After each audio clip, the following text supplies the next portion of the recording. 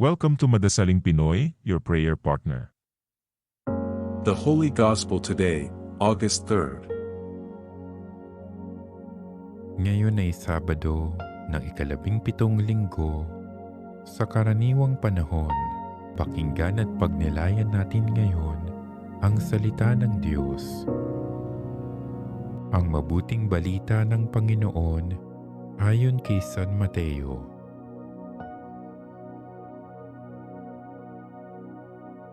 Noong panahong iyon, nang makarating kay Herodes na tetrarka ang balita tungkol kay Jesus, sinabi niya sa kanyang mga lingkod, "Siya'y si Juan Bautista na muling nabuhay, kaya siya nakagagawa ng mga himala."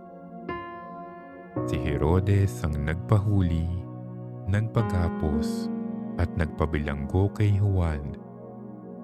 Ang dahilan ay si Herodias na asawa ng kapatid niyang si Felipe. Laging sinasabi ni Juan kay Herodes, "Hindi matuwid na magsama kayo ng asawa ng inyong kapatid." Ibig ni Herodes na ipapatay si Juan, ngunit natatakot siya sa mga Hudyo, sapagkat kinikilala nilang propeta si Juan Bautista.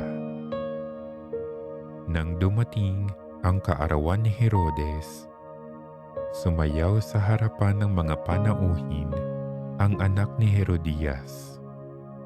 Labis na nasiyahan si Herodes, kaya't isinumpa niyang ibibigay sa dalaga ang anumang hingi nito. Sa udyok ng kanyang ina ay sinabi ng dalaga, "Ibigay po ninyo sa akin ngayon din sa isang pinggan ang ulo ni Juan Bautista."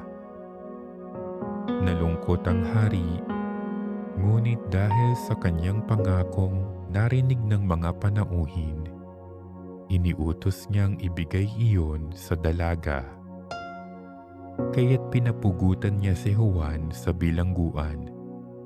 Inilagay ang ulo sa isang pinggan at ibinigay sa dalaga. Dinala naman ito ng dalaga sa kanyang ina.